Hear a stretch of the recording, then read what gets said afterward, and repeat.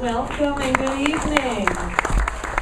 Welcome to the JCC in Manhattan. My name is Dava Shub and I am the Associate Executive Director for Programming. And it is my absolute pleasure to welcome you tonight to this special event, The Future of Teaching with John Merrow and Wendy Kopp. We know we are in for something extraordinary. And just to tell you a little bit about our two guests, Wendy is the Chief Executive Officer and founder of Teach for America, whose mission is to build the movement to eliminate educational inequity by enlisting the nation's most promising future leaders in the effort. She's also Chief Executive Officer and founder of Teach for All, which is working to accelerate and increase the impact of this model around the world.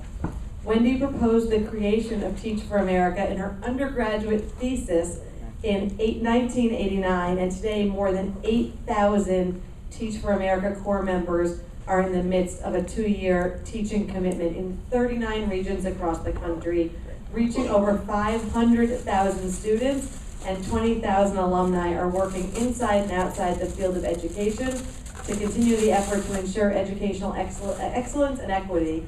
Do we have any Teach for America current folks or graduates in our audience?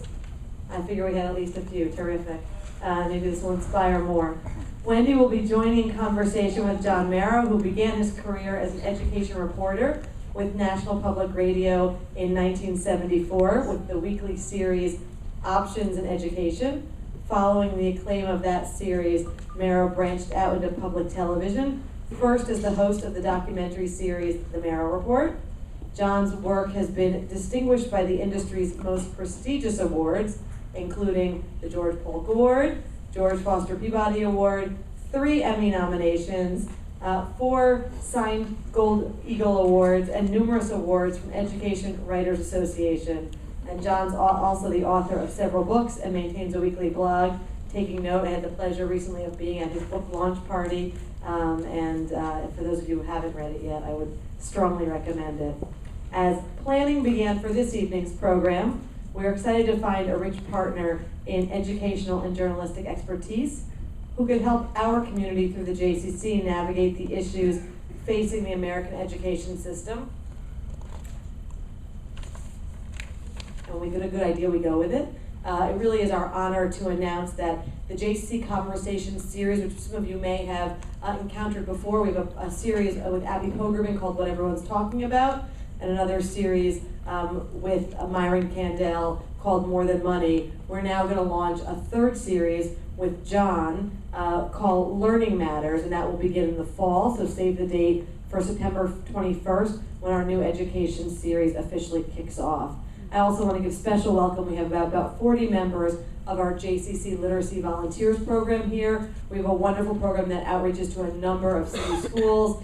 So again, to those who are here and volunteering their time to make our education system stronger, we thank you. For those who haven't yet gotten involved volunteering but are interested, there are many community outlets to do that, and certainly the JCC is just one of those that we would encourage you to check into. After tonight's conversation, we'd invite you to join us upstairs for some refreshments and book signing with John and Wendy, where their new books will be available for sale. But in the meantime, please join me without further ado in welcoming John Merrow and Wendy Kopp.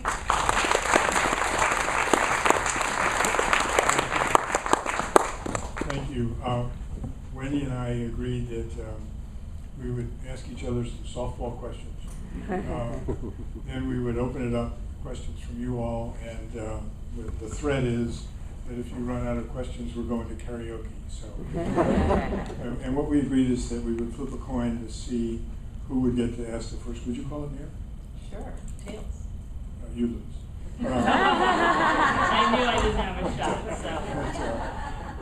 shot. So, you know, I think we ought to set the scene, because we're talking about American education generally. Of course, we're talking about our books and so on. But you have said more than once, Wendy, incremental progress is not affordable. And I'm intrigued by the adjective affordable. But let's talk about where we are, where public education is in this country right now. I know that, for example, of 100 ninth graders in Chicago, maybe 6 or 7 will graduate from college, and if they're African American, 3. So But let's go generally, because you spend a lot of time as do I. Exactly. I mean, and it's the magnitude and consequences of that issue, juxtaposed against what we now know. I mean, 2 decades into this work, I feel like we know something today that, as a we broadly defined didn't know 2 decades ago. We now know that we can actually provide kids who do face the extra challenges of poverty, the inconceivable challenges of poverty, with an education that is transformational for them, that doesn't result in just their scoring 2 or 3 percentage points higher on our state proficiency exams, but actually meaningfully changes their life trajectory. That we have whole schools, not just a few of them, but now hundreds of them across the country, dozens of communities with growing numbers of schools that are literally doubling, tripling, quadrupling college graduation rates for the same student population.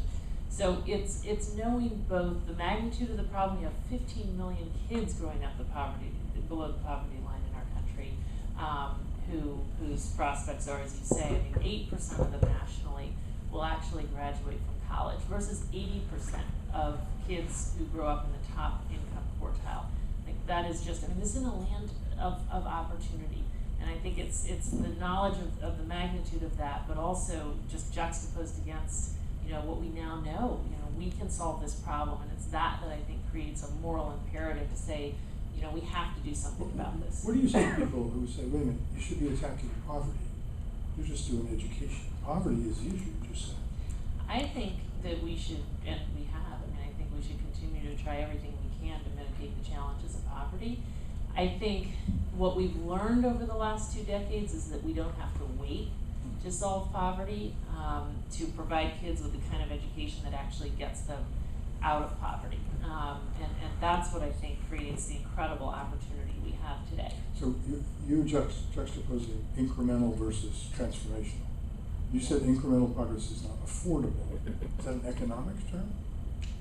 I'm not sure when I said that. I just think, well, most recently with Malcolm Gladwell.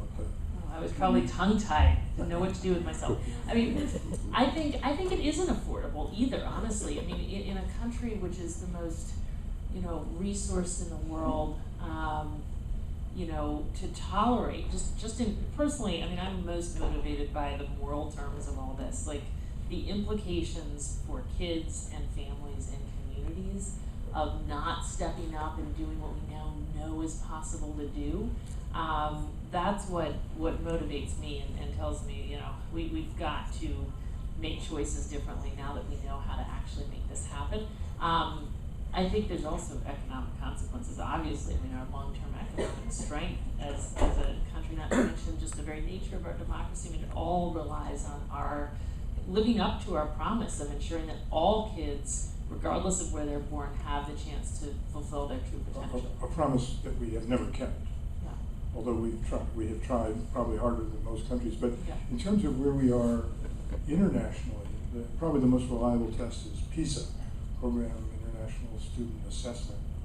And if you look at 5 countries or 5 regions that are currently eating our lunch, Finland, Shanghai, Singapore, Ontario, Canada, and Japan. Basically on scores, on measures in language, math, and science, the U.S. scores right about at the mean for OECD countries, which is roughly around 500. And those other 5, in every one of those areas, those 5 are at least 20 points ahead, and sometimes as much as 105 points ahead. And we spend more per point. If you want to break down, we spend an awful lot per measuring point. So we're spending more and getting less is not a good recipe for success in anything. And we have an issue in the aggregate, but when you break down our PISA levels based on student demographic group, you realize that some of our American students are doing quite well. The kids from Highland Park. Absolutely, where I grew up. But the fact is that the achievement gap is hugely pulling down our averages. Sure. And we have a huge income gap anyway in our kids. I want to ask a couple more questions. Yeah. But And if I could, because we have enough time to take you down memory lane here a little Sure. bit. Because there are two books here this young lady has written. The first is 10 years old, called One Day All Children. And the second, it just came out, A Chance to Make History. This is like a 10-year look back, and this is a 20-year look back on something that started, as everybody in the world knows, as your senior thesis. But they may not know that you were also applying for jobs in your senior year. You applied for 5 corporate jobs, like a real estate company, and you didn't get any of them. Have you ever stopped to think, what would your life have been like if that real estate firm had said, yeah, Ms. Kopp, come work for us? I mean, obviously the rest of the world would be. Yeah. Well, this takes us back to really what led to the original idea for Teach for America. I mean, I had been, as a public policy major and a concerned college student, focused on this issue of, as we now say, educational inequity. I had organized a conference on it my senior year that brought student leaders from across the country together with, business leaders, political leaders, and whatnot. And so that was going on one part of my brain. And on the other hand, I had to figure out what I wanted to do after I graduated. And I was just in a funk around that question. And our generation was called the me generation. Supposedly we just all wanted to go to Wall Street and make a lot of money. And I just thought that label was completely misplaced. I felt like I was one of thousands of graduating seniors out there who were just searching for something they weren't finding in terms of a way to make a real difference in the world. I literally did conduct the most half-hearted job search on the planet. I mean, 5 random letters of interest to 5 firms, one in every sector, one investment bank, one management consulting firm, and it was just pathetic. But it was really that search that led me to this idea, that led me to think, why aren't we meaning talented, driven, graduating seniors, people who are so heavily sought after by all these firms on Wall Street and whatnot, why weren't we being recruited as aggressively to commit 2 years to teach in our highest poverty communities as we were being recruited at the time to commit 2 years to work on Wall Street? It was a pretty audacious idea. It was a brilliant idea. I mean, I spent my thesis research thinking, this must exist. This is so obvious, I've been obsessed. But there was, of course, the Peace Corps as a model, and there had been something called the Teacher Corps, which started in the 60s and then went out of business. But you really reinvented it. I realized as I read this that you and Mark Zuckerberg have something in common, and I don't think it's money. I don't think it's money. He called what we now call Facebook, the Facebook. You've seen the movie. She called her thing Teach America. Yeah, that's right. That was you look at the original. Thankfully, that was a medical device company, and we couldn't get the name. And I That's- spent months trying to figure out what to call this thing until it occurred to me. I was riding the subway one night past midnight, and I was like, how about 4? Just stick the 4 in there, and that'll do it. And sure enough. So he took off a the, you Much stuck better. in a 4. Anyway, next time you talk to him, you should bring that up. Maybe you'll get Maybe some of I'll that. finally get to some of that common stuff. ground there. So I have one other question, and you can ask me a question. What is wind? Oh gosh. This was one of our selection questions in the first year. And there's a Yeah, I story wonder the behind this. answer. Now I know the answer is moving air. But That's, why did you ask that question? a number of reasons. So, in the first year, this is before email. And actually I spent the summer after I graduated living off of this seed grant and trying to meet as many people who would meet with me as possible. Of course, there was not very many people. I had no credibility, but I would work my way into the doors of various education leaders and kind of potential funders. And people were, almost everyone I met said, this is a brilliant idea, but no one will ever do this. I mean, the thought that, students from Princeton, like my alma mater, or from any number of the other 100 colleges I said we would recruit at the first year, would actually want to teach in low-income communities. I mean, people just didn't believe it. So my whole plan became to show these folks that college students would want to do this, and we launched a grassroots recruitment campaign, 100 campuses across the country, and which meant flyers under doors. People weren't using email back then, which is sort of, gosh, today it would be a lot easier. And one of our thoughts was that we had to right out of the gate communicate that this was a highly selective thing, because we wanted this to become the thing to do among the most sought after of our graduating seniors. So we designed a selection process which was meant to do two things. One, select folks who had the greatest potential to succeed, and we thought that question, what is wind? I mean, if you're a great teacher, you got to be able to explain things, would help us with that. But we also thought it would help, together with the rest of the selection process, kind of create an aura of selectivity and status around this.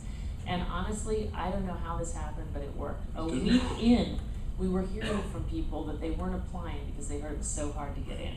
Which, when you think about the image of teaching, and you know, there's so many prevailing notions, at least there were at the time, that, you know, those who can't teach. So we were trying to battle that. Well, and actually, that is one of the problems that Teach for America counters. It is too easy to become a teacher in the United States. There are about 1,400 places that train teachers, and most of them accept everyone who applies. Most of the training is done on the college campus, in lecture to, and then you go and you get jobs. We never have a teacher shortage in the United States because we simply lower the hiring standards. We need a physics teacher, you hire that guy. You're teaching physics, but don't worry about it. Just here's a book. You know, so part of what was fascinating is that the Teach for America is so different, you're saying, and that's been the charge, that it's this elitist. And they don't stay. Let's talk about the first, the elitist. No, see, I can't help but ask questions. I know, this is awesome. Okay, I'm supposed to be interviewing him, which is not my forte, so I'll just let him run until you turn it over. Okay. But talk about it's elitist. Teach America, Teach for America, whatever it's called. And I would add, what was the second one going to be? 2 years, right? Yeah, because they're sort of, maybe they're related at some level. This is, you know, we are, the big idea of Teach for America is to say, I mean, we believe this problem that we've been discussing here is our country's biggest problem. We think it is a deeply systemic problem. It's a problem we have not because our teachers are just not effective in urban and rural areas at all. It's a problem we have because our kids in urban and rural areas face so many extra challenges and show up to schools that in no way were even designed to meet their extra needs. And so everyone who's caught up in that is sort of, it becomes part of a vicious cycle. And we're saying, you know what, we believe that our country's future and our kids and our community's future depends on solving this problem. So what are we gonna do? We think we need to do what we do whenever we face other big, massive problems that threaten our future. In the history of the US and the history of the world, which is to say, we need to channel our best minds, our most promising future leaders against that challenge. So elitist is okay? Well, it depends how you define elitist, you know, like, I love the fact that people still think Teach for America recruits at 13 colleges when we recruited at 100 in the first year, and, you know, our incoming core of 5,000 core members represents probably 600 colleges and universities today. Well, 25% of these folks are first generation college students. 30% of them had Pell Grants to get through college.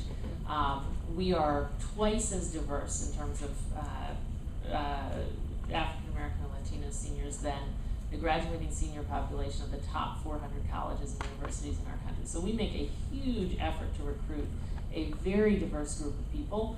So elitist in the idea that these are in fact really the best folks out there. And in that That's sense, not a bad thing. unapologetically so, you know, like we need those folks. Thank heaven that Teach for America is out there giving Goldman Sachs a run for its money. I mean, I love the fact that actually the recruiters at Goldman Sachs are unhappy with Teach for America because they feel like they're losing the talent war. That's extraordinary, you know? So yes, we need our most incredible talent channeling their energy into committing 2 years initially to teach, just like every other opportunity for this generation, which thinks the rest of its life is the next 2 years.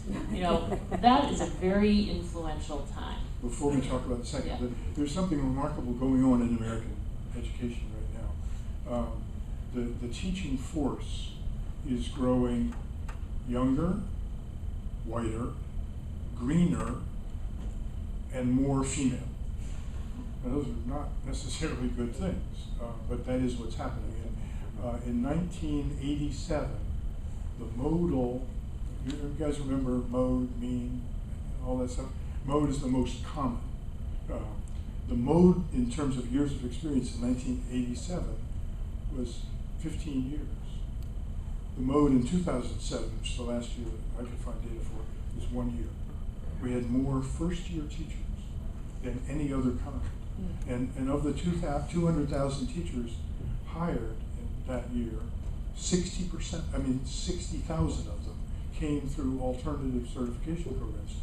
Teach for America is one of those, and it contributed, I think, 4,000 in 2007. So there's this real revolution going on. Now, the second charge about TFA is that they come in and learn something in a couple of years and then they're gone. They don't do very well. Like Michelle Reed talked about how bad she was in her first year. They're learning at the expense of kids, and then they go. Yeah. Well, first of all, if of course that was the reality, it would not be very responsible to pursue this. But in fact, a growing number of studies, states across the country, et cetera, are running all sorts of research that's actually showing that the Teach for America Corps members, even in the course of their first and second years, are having a greater impact not only than other beginning teachers, but than other experienced teachers at some grade levels and subject areas. So it's more than a responsible intervention even during the first 2 years. We have to remember we are channeling these folks into the hardest to staff schools in the country. They are reaching kids who on average are at the 14th percentile against the national norm, and they are throwing their heart and souls into this and are in fact effective beginning teachers. At the same time, that experience is completely transformational for them. And part of the idea of this is to build a generation of leaders who will end up working at every level of the education system, at every level of policy, and across our professional sectors, who know what you know after you've taught successfully in a low-income community. 65% of our 20,000 alums are working full-time, long-term in education. They are, half of them teaching, 600 of them are school principals, growing numbers of them are superintendents. 15%, I think 15 of the principals in Oakland are TFA. What do you call them, graduates? Teach for America alums. We have 100 school principals here in New York City. They're all over the country, and they're running many of the high-performing schools. This is actually my most embarrassing softball question. A week or so ago, I wrote an op-ed for the New York Daily News asking the question, who's the most influential educator in America? And I put up four names. Arnie Duncan, Wendy Kopp, Joel Klein, and Big Bird. And I picked Joel because of the 11 proteges he has running schools around the country. But then as I was thinking about tonight, I started looking at some of the names. Here's just a partial list. These are TFA people.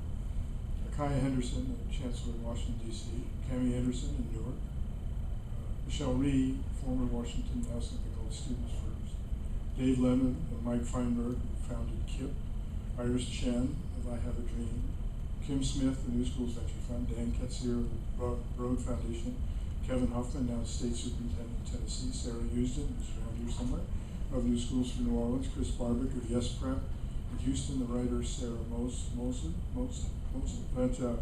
financial wizard Whitney Tilson, Michael Johnson, the Colorado State Senate, with a handful of teachers of the year, about 15% of the principals, and I believe you stayed in touch with the CEO of KIPP, Richard Barth. So, and she's a case study at the Harvard Business School, which is an honor that's thus far eluded Big Bird and the others. So, two questions. Are you America's most influential educator? Would you accept that crown? I just got finished interviewing Joel Klein and putting him up on that pedestal. I mean, I sort of agree with you on that front. But it's not me, but it's about like a growing force of folks who are drawn to this vision and who are inspiring each other to say we have got to do more. In February, we had 11,000 Teach for America alums, Teach for America Corps members, and others coming together around Teach for America's 20th anniversary to say, let's reflect on how far have we come in 20 years, and what more do we need to do in order to actually realize a vision of educational excellence and equity? And those folks are out there working alongside many others, from all directions inside the system. And thank heaven some of them leave. All you have to do is teach in today's schools to realize we're never going to solve this problem from within schools alone. We need long-term, sustained, committed leadership. But if we don't have more people at every level of policy, more journalists who understand these issues, et cetera, we will never have a chance of realizing this in our lifetime. That's the battle that Wendy fights all the time. She says, teach for America. It's about teaching, right? She says, no, it's about leadership. So, and those names, I'm guessing there are more in the pipeline, all those young folks and so on. I feel like what's truly inspiring is to see what's happening in some communities where we've been placing a steady stream of folks over the years. And maybe this is an opportunity to flip this around. Do you want me to start asking you questions? So I think about New Orleans. I mean, I was just in New Orleans. And I can't get over, actually Teach for America Corps members and alumni as of next year will reach 1 out of every 2 kids in the New Orleans system. It's 1 out of 3 now, I think. They're running 20%. It's 1 out of 3, but next year we'll have 400 alums and 400 teachers plus Corps members in the system. They're running 20% of the schools as principals. They're now the superintendent, including John White. They're doing a lot to engineer the reforms from outside the system. And I think that's inspiring to see not only their presence, but most significantly, the transformation, to overuse the word you love so much, that we've seen in New Orleans in the last 5 years. And I wonder how you view what's happening in New Orleans. Well, we followed that story. I think I've made 16 or 18 or 20 trips since Hurricane Katrina in August of 2005. And New Orleans was the worst public school system in the country. Maybe Washington, D.C. was on the list, and perhaps Detroit. But anyone in New Orleans who could afford to get out of public education did, and continues to do so. And that, I think a real test will be when private and parochial schools start losing kids back. There's a long tradition of the schools didn't work for my grandparents, didn't work for my parents. Why should I trust them? When they hired Paul Vallis, we called him up and said, could we follow you? Now, New Orleans is a system of schools, and they are charter schools, in what's called the Recovery School District. Basically the worst schools in the state, most of which happen to be in New Orleans. We're working on a documentary now about it. And it's a fascinating story because the first charter school closed down. That's the way it's supposed to work. Charters, the notion of charter was you get a license, you make some promises, you write them down, you get the license, but they come at 5 years and say, did you do it or not? If you're doing it, it's renewed. If not, you lose it. That's a wonderful concept. And as I write about in my book, I actually ran the meeting back in 1988 where charter schools as a concept were born and turned into legislation. It was up at the headwaters of the Mississippi River. The notion there was that every school district would start a charter school, of course. And it'd be a little experiment. And then you'd say, hey, to the rest of the schools, say, try this, or don't try this. It has almost never happened that way because it's, in the end of the day, it's not about what's best for kids. It's about money and power. So unions, Al Shanker was at that original meeting, a legendary union leader from New York and then national president of the American Federation of Teachers. He was initially for it. He turned against it when it became apparent it would involve losing jobs. School boards talked about it initially, but then it meant they would lose the money and the power. Right-wingers favored charters because they thought this would help them get to vouchers. A lot of limousine liberals favored charters because they could have their own little private school with public money. And then some places said, well, you can run a charter for profit. So at the end of the day, New Orleans has some terrific charter schools. It has some that aren't working. And that's really the test, is whether they can weed out the ones that don't work or strengthen it. But they have shown some pretty impressive results. So do you want to say more about this? The results, you just were there last week. I mean, the latest data in New Orleans, and I agree with you. I mean, certainly if 5 years ago we had brought our leading thinkers together and said, what are the most impossible to move school systems in America? We've had a big debate. We'd still be debating, but New Orleans would have been easily near the top of the list. We have 8th graders in New Orleans routinely coming into classrooms reading on the 2nd and 3rd grade level. I mean, it was like walking around the New Orleans public schools, and we did it for 20 years. You know, it was like walking around and seeing a crime scene. I mean, literally, and nothing seemed to change anything. So when I went down there a year ago, I mean, I knew what was supposedly going on, but it was shocking to spend 2 days not just going to a couple of KIPP schools, but walking from school to school to school to school and realizing I put my own kids in these schools because they're run and staffed by people who are just on a mission to do whatever it takes to move their kids forward. It was just a sea change. And to see the data now, I mean, student proficiency, students who, you know, prove that at least they're at a basic skill level based on the Louisiana state exams, you know, the percentage of kids who meet that bar has doubled in the last 4 years.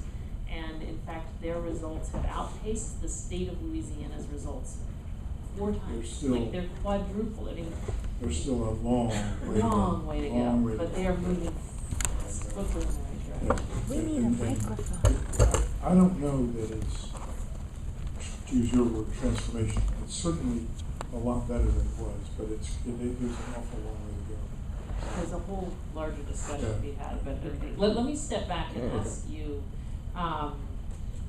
why do you think public schools are teetering on the edge of obsolescence, as you say in your book? Wendy, this is something I think Wendy and I disagree on. Anybody in this audience over the age of, say, 27, there were 3 reasons you went to school. That's where they kept all the information. It was in the teacher's head, it was in the textbooks, and encyclopedia. That's simply not true today. Now the information is everywhere, 24/7. And so, the schools remain answer factories. Answer that question, answer, fill in that bubble, and so on. And they have to change. They have to become places where kids learn, or help to ask questions, help to dig, help to take that information and turn it into knowledge, and maybe even into wisdom. So you need a different kind of school. We were sent to school, again, you're over 27, for socialization, so that the Catholic kid could get to know the Jewish kid, boy, girl, and so on and so forth. Today there's an app for that. It's true though. I mean, our kids are socializing, like it's like pen pals on steroids. But school pays scant attention to the technology unless it's smart boards to help try and pour more information into kids' heads. They should be using that technology, they should be educating kids about that technology, that digital is forever. Anthony Weiner knows that now. Kids need to know that. I mean, this is much more, it's not a tattoo. You can have a tattoo removed. You can't get it. So the third reason for school is the only one that hasn't changed. That's custodial care. We still need a place to send our kids to keep them off the street. But when schools are, as most are, providing a kind of marginal education and custodial care, they actually become dangerous places because kids are smart, they are energetic, and they will use that intelligence and energy for ill. So what I'm arguing in that book is that we really, some of the battles we're having now are irrelevant to the needs of kids. And say more about that. Like, what do you think? What should the purpose of those schools be, and what battles should we be having? Well, you know, I said the 3 purposes. There's a 4th factor, and I was struck. I was asked to speak to the Yale School of Music over the weekend, and they brought together music teachers, and I started thinking about why I enjoyed school, and it was the extracurricular. And I think an awful lot of the TFA people get that. I mean, the TFA core members I've met, when they go into that school, they go in 100%. So they'll be coaching the football team or running the play, doing all that. And because that's the stuff that brings kids to school. That's the stuff that teaches our kids the lessons and values that they need to have. Working together, working with diversity, communicating with each other. Those are kind of soft skills. We need a lot more of that in school. And as I said, we need schools that take advantage of the technology. The state of Texas, your state has, I think, 4,000 miles of fast-running water. It seems to me that every high school science class anywhere near that water should be going there and taking measurements of the acidity, alkalinity, speed, detritus, and then sharing that data with all the other science classes in the whole state, doing some analysis. You could do it just while walking outside your school and monitoring the air, because then you're creating knowledge. You're going to find out stuff about how resources are distributed. Then you'll have a reason for going to school. Not just the fact that you're. And by the way, our kids don't go to school. I mean, we lose 6,000 young people every single school day. They're voting with their feet. That's more than 1 million dropouts a year, many of whom will not do as well as, say, Bill Gates has done after dropping out of Harvard. So, I sort of observe in my book, A Chance to Make History, that, the differentiating factor, the first differentiating factor among these schools that are high performing is that they have a very clear sense of purpose and in fact have redefined what the mission of schools should be, so that instead of just assuming they're going to put learning opportunities in front of kids like most of our schools, public and private, some of them are really going to get it and some of the kids will sort of get it and some will not so much get it, but they're assuming, well, the stakes aren't that great because the kids are going to pretty much end up on the same trajectory anyway. I mean, they're not great unless you're in our urban and rural areas. So I couldn't agree more that, you walk in, that's a huge differentiating factor is the schools that have thought carefully about what is our mission and have actually committed themselves to accomplishing something very meaningful with their kids. But I guess I then wonder, you seem to think, and be defining this as a challenge of kind of strengthening the teaching profession versus a challenge of, building a system of strong schools that in turn make it easier to teach and help teachers be more productive. I wonder how you think about that. To what extent is this a teacher problem? To what extent is it an organization and a system problem? Well, I think I mentioned those 5 areas which are eating us for lunch. They have a coherent system. They have funding. We have 14,000 school districts.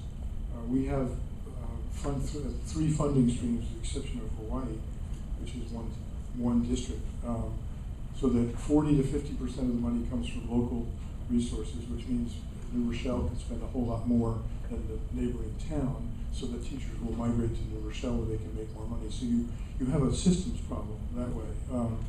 That's not a leadership problem. That's a lack of coherence. You have. But I would turn it back to you, Wendy, about, because you in both books raised the question of poetry, that you worry about the impact of low-level standardized tests. And to me, go back to New Orleans, the pressure to have those test scores up, and New Orleans kids, or Louisiana kids, I think, are tested more than any kids in the country. The pressure to have those scores up almost fights against being innovative. You say, I could put in this innovative program. It might take 6 months. Oh, sorry, we're tested after 3 months.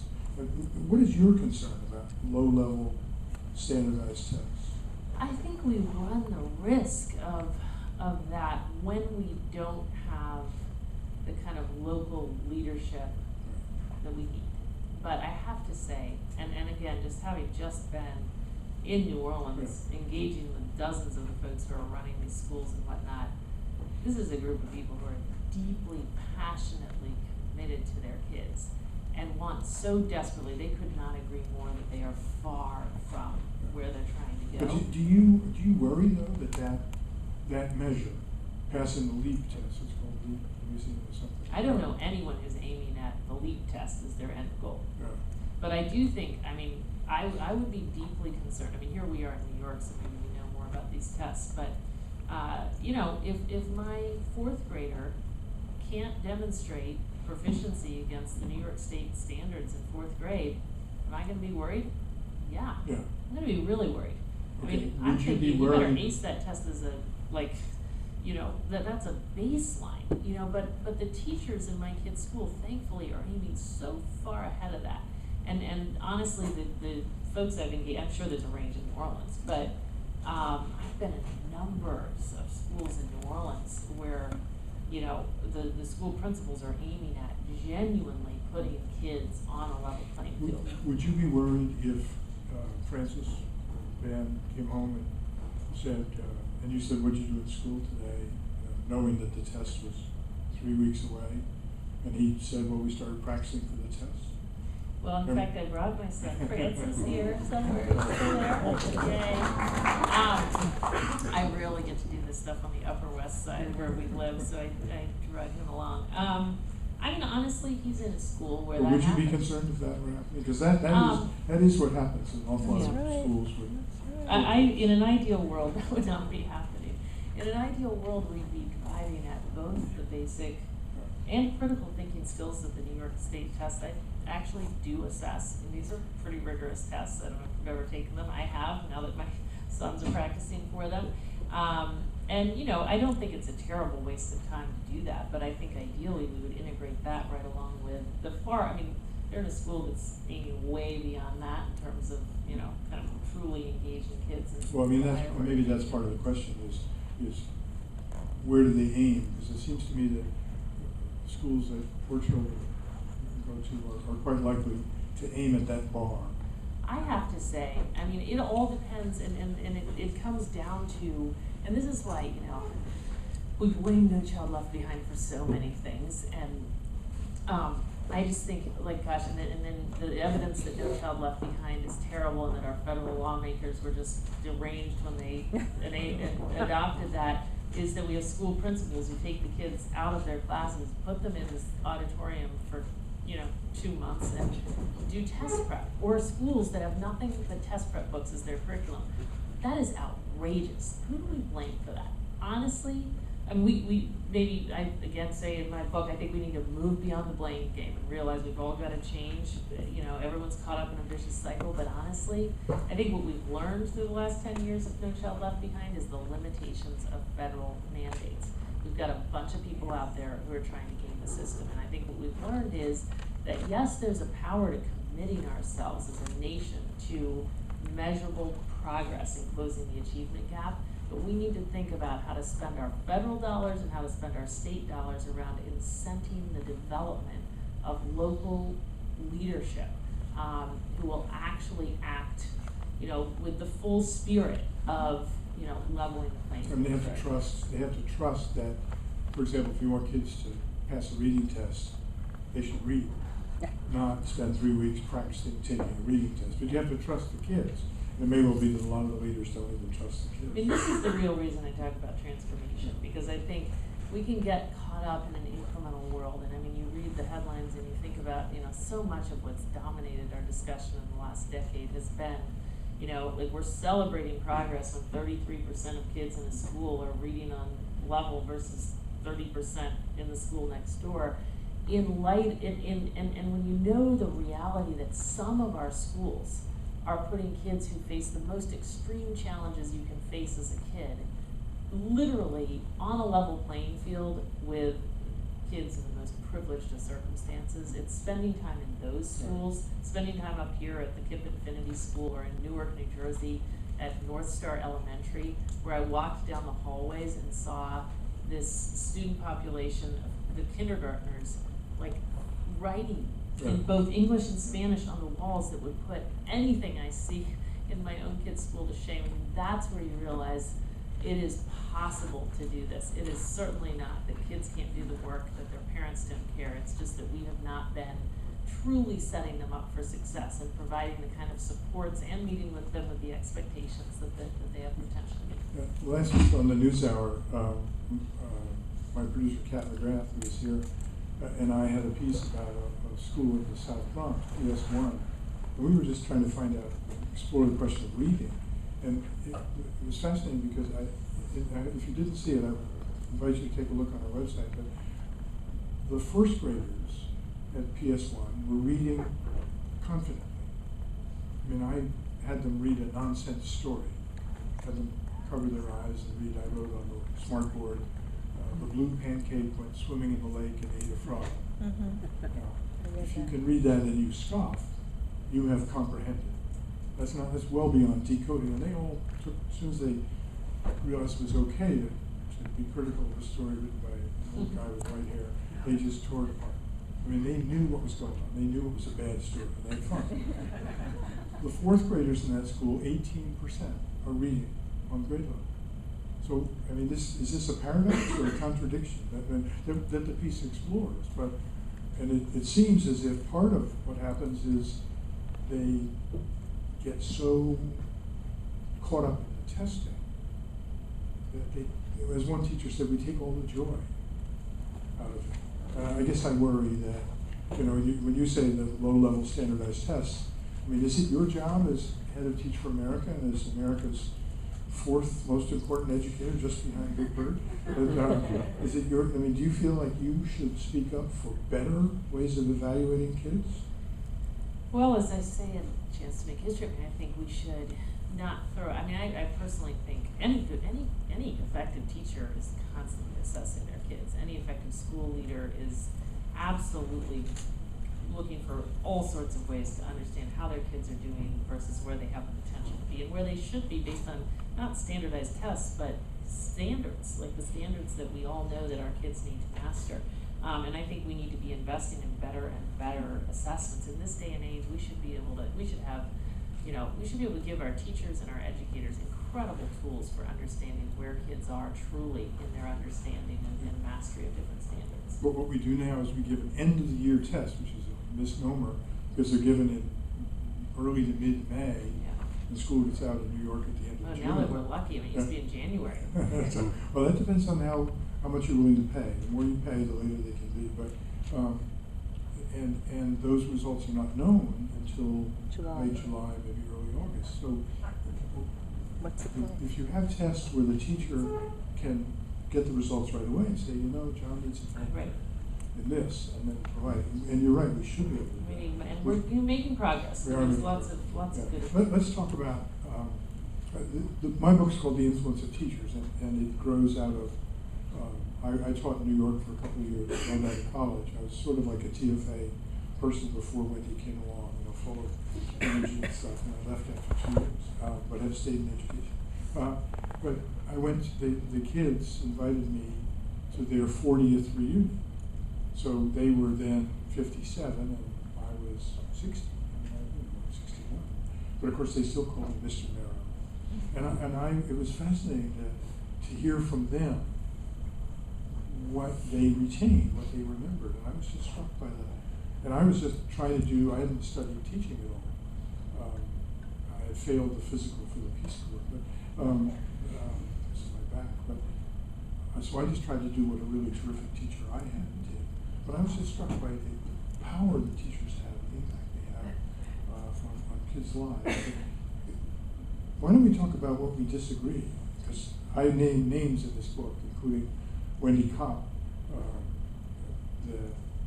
the argument, and we were emailing back and forth about this morning, because it seems to me there's this war going on in American public education, and it's an irrelevant war to the needs of children. And it's between two groups.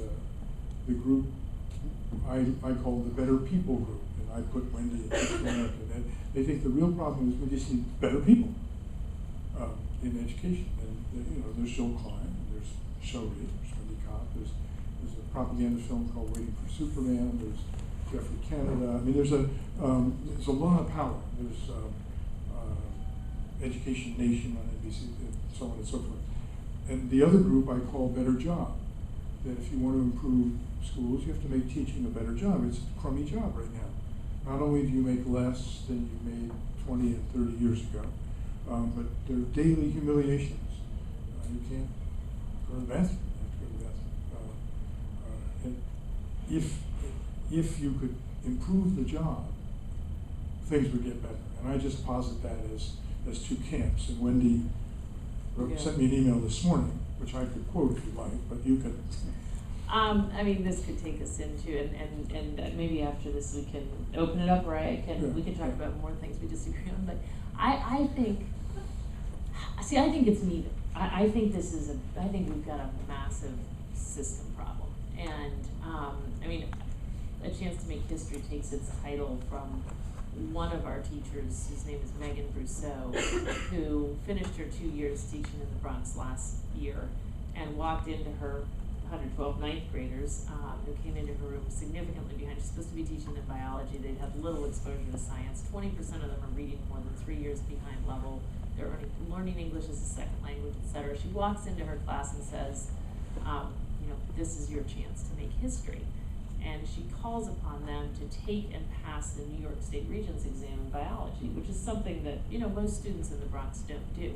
And her theory was that if they could pull that off, they would convince themselves and others that they should be on a college track, and that would make a meaningful difference in their lives. And I kind of recount the extraordinary active leadership that this woman goes to convince her kids to get on a mission to get there.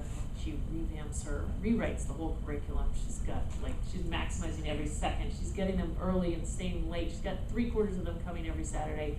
At the end of the year, 112 of her kids pass this test. 9 percentage points higher on the passing rate than New York City's average. And this is an opt-in test. I mean, extraordinary. And I tell this story in answer to your question because I just think, and first of all, of course, she shows us, the heart and soul, the most salient lesson of our last 20 years is that when kids who face extra challenges are met with high expectations and extra supports, they excel. Megan shows us what is possible. She shows us that there's nothing elusive. She was not born to teach. She did not have a magic charisma. She did all the basics. But honestly, you get to know the Megans of the world, and you realize this is not the answer. We're not going to solve this problem through a million Megans.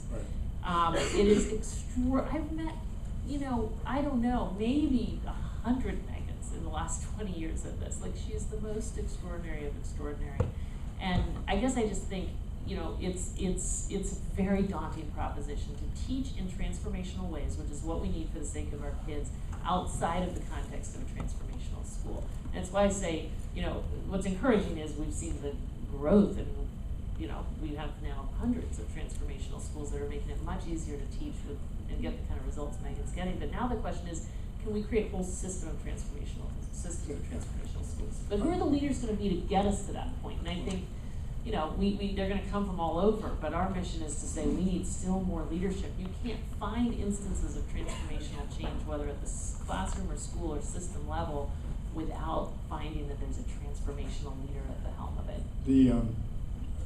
I think you and I actually end up agreeing on that, because if we say you have to be heroic, what we have to have is a system where you can work hard, work skillfully, but you can also have a home life with your wife or husband and children.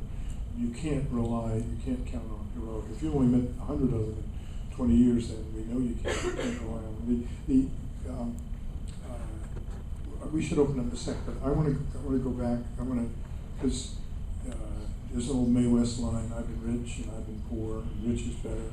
And in her first book, Wendy talks about lying awake at night trying to figure out how she's going to meet the payroll. So it was a $200,000 payroll that she had to come up with every 2 weeks, and sometimes you barely made it. Sometimes you didn't make it, but somebody advanced you the money and that sort of thing. Now you've got $50 million, more actually, because you had to do some matching. So what are you going to do with 50 million plus? Well, first of all, I have to say thank you to the rare souls and allies we've met along the way in the struggling early years who got us from one payroll to another. And I actually see one of them here, Edith Everett, a mutual friend of ours, who was just an extraordinary force. She's in here too, by the way. Yes. This is so funny. We won one of the educational improvement grants, $50 million, over 4 years. Oh, so it's no So, big deal. you know, but at the same time, so we can say, oh gosh, the federal government knows what it's doing, but would you believe this is part of the whole Obama administration kind of revolutionary plan, which I do believe is revolutionary, so that's all great, but meantime, we lost our federal appropriation, so that's $11 million a year, but we lost $22 million a year. So this just tells you, it is a circus in Washington, D.C. But thankfully, But how big do you want to be? You're really, what, 8,000 now? we have, and we'll have about 9,000 teachers, a little over, in the midst of their 2 years. It's a far cry, Edith, from the days when we had 1,000 at any given But time. remember now, there are 3.2 million public school teachers in this country. 1 out of every 100 Americans is a public school teacher, and that includes Yeah. counting all the little ones. Yeah. And we're not trying or aspiring and never will to, you know, provide the nation's teachers. We're not trying to be a teacher quality effort. We're trying to create a leadership force for change. So how big do you want TFA to be? We believe we have the potential to get to about 15,000 folks overall in the midst of their 2 years across the 60 highest need communities. And you have to realize our largest site is the Mississippi Delta. We have 650 teachers teaching in the most remote rural parts of Mississippi and Arkansas. You know, we're all over remote rural areas and in the hardest to staff schools in our areas as well. And you know, so the proposition that, and we're working so hard to do this, but it's taken us 20 years to get to the point where we have 20,000 alums, and we'll have, if we can pull this off, 40,000. Twice as many TFA alums out there 5 years from now. You say if we can pull this off. Now, I don't detect any doubt at all in the chance to make history. You say this takes are highly good. This book, the first one, is full. Oh my God, what have I done? Should I quit? So on and so forth. Do you question whether you can pull it off for real? Well, the second book is about our collective ability to pull this off. Like, I do believe that in the last 20 years, we've learned that it's not a question of whether we can ensure that all kids in our country have the chance to attain an excellent education. It's a question of whether we will, whether we are going to make the commitments necessary to actually make that happen. So I have confidence that we can. Whether we will is a big question. In terms of our own growth, every year the challenges change, but they are intense and attaining serious scale while retaining the spirit, the ethos, and the impact that each corps member and each alumni has. I mean, we have a big challenge ahead of us. I want to ask one last question. You're a much better interviewer than I am. No, that's not it. You're just more fun to talk to than I am. But you are relentlessly positive. I'm sure there are times when you aren't, but let's not play the blame game. Let's what we can do and so on and so forth. But the fact is, mediocrity pays in education. And if you make some basic changes, there are some golden geese that will be killed. Let's just say, for example, we changed. There's this transformation, and that backstage, Wendy was telling me about a school where a young principal came in and inherited a staff of 31 teachers, all of whom had been teaching longer than he had been alive, essentially, and transformed that school. And those teachers stayed. All but 2 have stayed. Right now, we lose 40% of teachers in the first 5 years. In some places, higher than 40%. So if you change that, think about what that means for schools of education. They won't have to keep on training people. That has a real impact on their budget. They benefit from a system that sucks. We have a system of testing and test prep. And Pearson, ETS, McGraw-Hill, etc. That's a $3 billion industry. But if you change that so that we rely less on those tests and more on teacher-made tests and the kinds of people, there's another golden goose. So address that question, because I don't think you can go on being relentlessly positive and expect.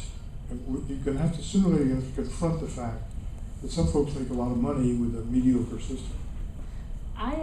The reason I'm relentlessly positive is because at every juncture in this, I feel like I'll encounter new things which have to do with people just increasing what is in our control to solve.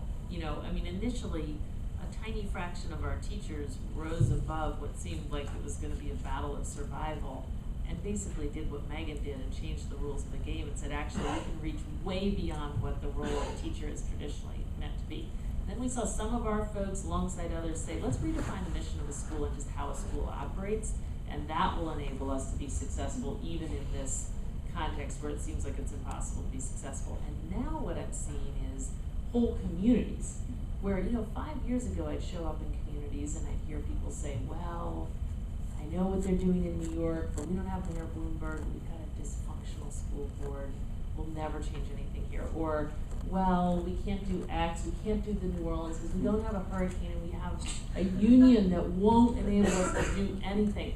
And I feel like just 5 years later, I'm hearing, and of course this is a big generalization, but I just spent, months on a 20-city book tour or whatever, so I've gotten to hear where the discussion is in communities across the country, and it's so encouraging. Like now you hear things like, in our community, the biggest challenge is the school board. So we've created an organization that is basically, identifying a slate of folks who we think should be school board members and going about getting them elected.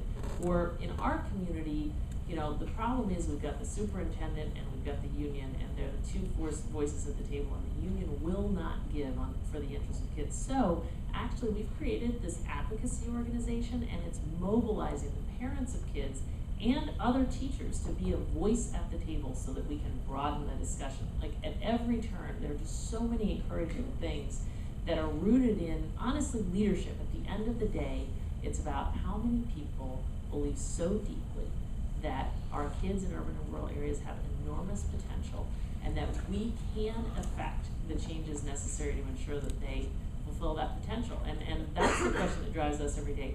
When will we reach the point where we have such a critical mass of those folks? And honestly, that conviction and the insight about what it takes to meet the needs of kids in urban and rural areas most often come from teaching successfully in this context. And that's what fuels us to say we've got to get much bigger and much better. See, one of the fascinating things that people sometimes say, well, you really can't do anything. There's only 20, or maybe at most 25% of households actually have school-aged children, which is a self-defeating argument. Instead, you should be saying, how many of you adults are teachers, have a relative who's a teacher? We're a teacher. We have a lot of former teachers, or have grandchildren. I mean, if you start weaving the net that way, then you can make people understand that, in fact, they have a strong interest, even though they don't have any kids in their own house, they have a strong interest in building a better public school system. And by the way, unions, the unions in the 5 regions I mentioned, those professional unions, the contract is likely to be 6, 8, or 10 pages. The contract in New York City is, with addenda, is over 200 pages. Contracts, which is a trade union. That's one of the things that has to change and probably will change. Are there folks who would like to ask a question? And if so, here we are. And I think there's a microphone somewhere. There's someone down here who would like. Is there someone up here as well? Okay, grab that first person, and would you tell us who you are and ask your question? My name is Jane Gabbard, and my son went to PS 87. Now he's at the center school. Elaine Schwartz is the principal. It's grades 5, 6, 7, and 8, 205 kids. And the student-teacher ratio is approximately 13:1, which is what made it a very desirable school. And we recently asked Chancellor Walcott if he's using that school as a model for building more successful middle schools in District 3, which are, we don't have enough good middle schools in District 3. And this gets to the issue of classroom size, for teachers to be able to not test and be able to see the progress that their students are making on a daily basis. So the question We've got to get away. Do you agree that we have to get away from these class sizes that are 30, 32 children? Sure. I fear the unintended consequences of focusing on class size. And there's a growing body of research out there, or just at least research that shows that class size is not, actually actually correlated to gains in student achievement. And if you look at what California did, remember when the governor announced the plan? Which governor was this? Sometime in the last 20 years. Oh, yeah. And he said, we're gonna mandate reducing class size across the state. And honestly, when that happened, those of us at Teach for America thought, oh no. That means there are gonna be more teaching jobs across the state, irrespective of socioeconomic background. So all the good teachers are gonna flee to the suburbs, even more of them. And there's gonna be a great, massive teacher shortage in our urban and rural areas. Exactly what happened. So that was what happened. Well, class size is one of those magic bullets that Wendy and I both abhor. And this country has a fascination with magic bullets. Well, if we just do this, everything will work. And there was a report in 1983 when you were 15 years old called A Nation at Risk, warning that we were drowning in a rising tide of mediocrity, saying that if a foreign power had done what we're doing to ourselves, we would consider it an act of war. And ever since then, we have embraced magic bullets. Site-based management, open classrooms, small classes, alternative certification is another. And what we do is we plant them for a while, and then we pull them up by the roots to see if they're growing, which kills them, and move on. This we totally agree on. Yeah, I mean, it prevents us from doing the kind of thing that Wendy writes about in this book, and the kind of stuff that I'm writing about as well. Let's take a question. Wait. I'm not satisfied with that answer. Yeah. I really need more explanation. Because every teacher I have talked to, are desperately passionate about wanting to spend more individual time with each student, and they're not able to do that with 32 students. Those 5 regions that I referenced earlier, there's a report that came out called Standing on the Shoulders of Giants. And if you look in there, you'll see that in some places in Finland, they'll have class sizes of 50. A lot of it, my favorite teacher is a high school journalism teacher in Palo Alto, California. She works with 165 students, but she gives them real work. They put out 2 newspapers, a magazine, and so on. And there's that respect for the work and respect for the kids. And then a lot of that class size, I mean, a lot of it, I think, may come from having a trivial curriculum. It's not that, if you have all the resources in the world and you can attract all of the most incredibly talented teachers you can, and you can somehow afford to have 12 kids or 13 or 15 kids for every teacher, then sort of like, why not? Certainly better than, 30 kids for every teacher. It's just that in the context in which we're working, what I would like to do is empower the school principal to decide what should your class size be. And they're going to go out, and honestly, a lot of them are going to decide, I'm going to recruit a highly effective teaching force and give each of them 35 kids. And I can take you to some schools here in New York that would blow your mind away. Even, my kid isn't at center school, but I've got my kids in District 3, and I'm running around selecting the middle schools I want them to be in. And honestly, if someone would let me send my kid to the Kip Infinity School up in Harlem, I mean, that is a shockingly successful school with lots of big classes. California's law became known as the school construction law, because they basically ended up putting up trailers and then hiring off-duty cops. I mean, I did a documentary called First to Worst about, if you want to see it, the unintended consequences. Which sounds like good policy, but you have to trust the leadership. Say, okay, Miss Jones, she can handle 45 kids because the curriculum, blah, blah, blah. This group, this subject needs, so on. John, I hate to do this. I don't know why, but my son Francis here is a burning question. This is a little risky. He's 9.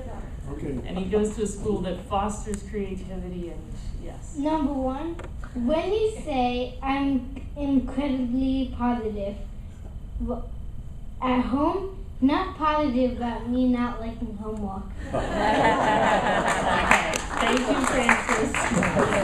And on this side, yes. Oh no, here's man with Mike. Yes, sir. Hi, my name is Michael Rand. I have a master's in computers and education from Columbia. And my question is about technology, especially the questions, since you raised the, you raised the questions about how they use technology. And so I was wondering if Amy could respond to that on different levels, in the sense of A, what technology do you give to your teachers to use in their work? B, how you see in the training that you give, technology should be used in the classroom. And then, most importantly to me, organizationally, within Teach for America, how do you, organizationally deal with those areas? Or do you have a chief technology officer? Do you give them, what do you do on a concrete way that helps deal with some of the challenges that were raised by you or stuff like that? I mean, I think this is a tricky thing, because on the one hand, I deeply believe in a chance to make history, say that one of the big things we need to do is figure out how to make this work easier, meaning, most of these schools I keep talking about are going about this the hardest possible way. We're leveraging technology not at all. And you think about what big successful organization or company is doing anything the same way today as they were doing it 5 years ago, let alone 10. Technology is revolutionizing everything except in our schools.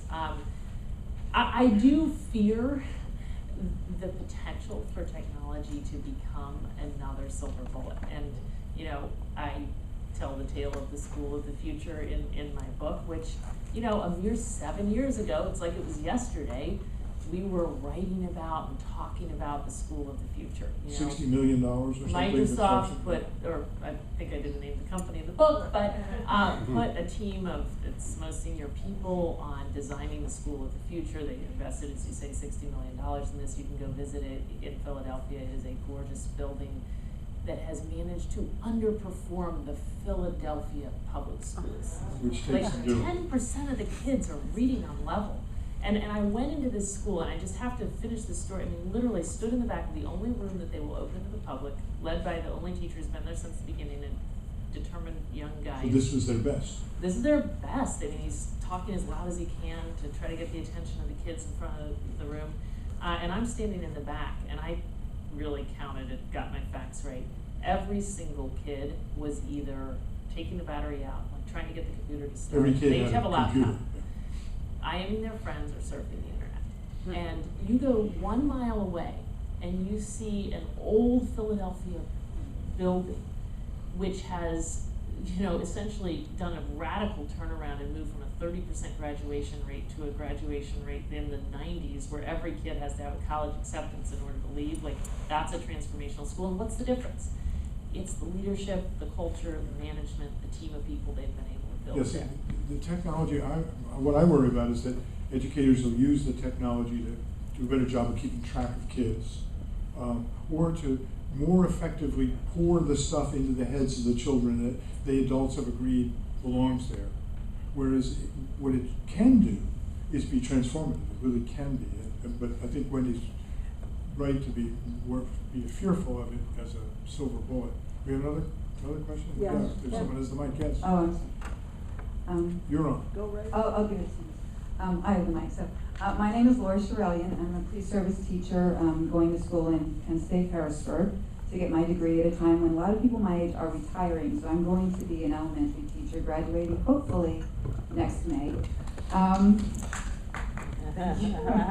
It's pretty daunting. I haven't been back to school for over 2 decades, so I didn't know what a syllabus was. It was pathetic. But I'm listening to you talk about, and this is almost a very broad concept because of somebody who's going to be going out into the ocean next May and trying to swim with the 22-year-old fishes that I will be trying to swim with. You're talking about incremental progress, our collective ability. We're looking in New Orleans, which was in dire straits after Katrina. It took a hurricane basically to wash away a bunch of stuff and bring new stuff in. I'm just thinking that we need to target more than teaching positions. And I was thinking about this coming in, and this is sort of just a comparison. I worked on the Obama campaign and saw what leadership does. We need a question. Okay, the question is, if you know anything about that campaign and how they brought leadership in and accomplished a goal throughout the entire nation, and I think this is a national effort, how could that be brought to the masses and not just to schools? We took volunteers, which I think we need boots on the ground, and there's so many people not working nowadays, that you could have an army of unemployed people who would help your wonderful Teach for America. This is a very special time. I honestly believe that and harnessing that. this is about communities realizing what is possible. It's like revolutions are built on rising expectations. Now we have, even taking Philadelphia, 7 years ago, when we started up there, we were giving our corps members train tickets so that they could see what a great school in an urban area was like. Now we don't need to do that. We can send them to any one of, 20 schools in Philadelphia. So now we need our communities to realize, wow, like we see in our midst what is possible. Here in New York, a decade ago, we had maybe 3 schools that we could have said were transformational. There are 40 today, inside and outside the traditional system, charter schools, regular public schools. You know, where is the outrage among New Yorkers to say, actually, let's mobilize ourselves to figure out how do we scale this more rapidly than we are. I think we need more dinner party conversations in communities reflecting on, now that we know what's possible, what are we going to do to step up and act? And we do need that national conversation about what is it we want our children, or in my case, grandchildren, to be able to do when they become adults. What values, are test scores a reasonable surrogate measure of that? Are there other things? I mean, we need that kind of conversation. I agree, we can have a lot of people involved. I don't know who has the mic, so there we go. This is shocking. I mean, to admit to this is an 82-year-old question of what I remember of school. There was the PTA, in which all the working mothers would come and you had them there. And I had a very exceptional father. But he could not get to go to the library with me until 8 o'clock at night. And libraries were open. And I will tell you, I come from Chicago. And it was not the intellectual part of the thing, but what I wanted to say, that he, at 8 o'clock at night, marched me to the library for me to get two crazy thoughts that probably were just thoughts, and that became something, books on astronomy and books on archaeology. Well, the librarian, who was one of the Dewey children of the University of Chicago, which they had a fantastic library teaching course in this way, said, okay, come back in 10 days, and there was a list of 23 books, and which we could choose from. And here I was a 7 or 8-year-old child at that time. And then she did something, one other thing, and then I will stop this, and then ask the question of you. She said, do you know how to find books? And then she said, well, I'm going to teach you the Dewey system. And guess what? She took me through the library there and showed me where my astronomy books would be and where my archaeology books for children would be. And so this is what I am trying to say, is that the teachers who are wonderful and are beautiful haven't the time to take these kind of steps to work with the children. And I was in a school that had 32 children. So I would say that, and I love that was that teacher and that librarian who touched your life.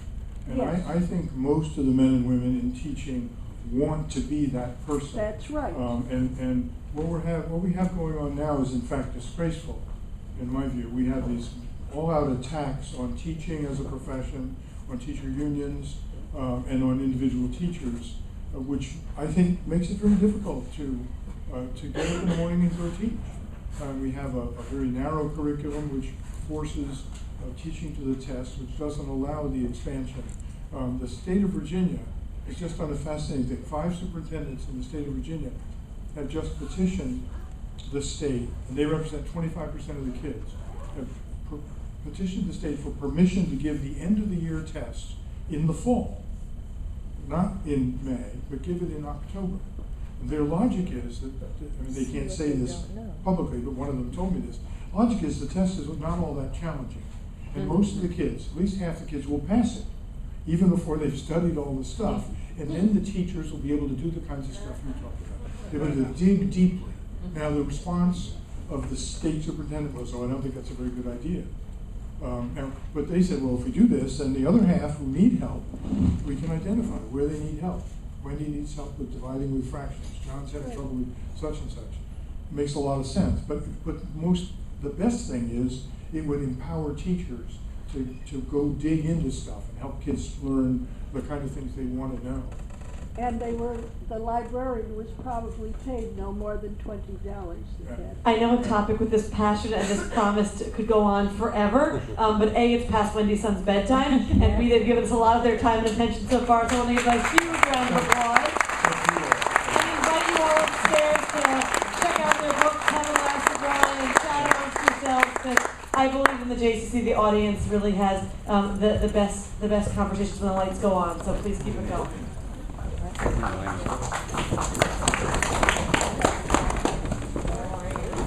Go.